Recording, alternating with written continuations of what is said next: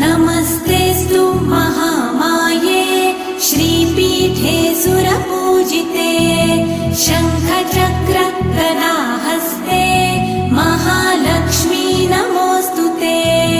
नमस्ते गरुडारूढे कोलासुरभयङ्करी सर्वपाप हरे देवी महालक्ष्मी नमोऽस्तुते। महादेव्यै च विद्महे विष्णुपत्न्यै च धीमहि तन्नो लक्ष्मी प्रचोदयात्।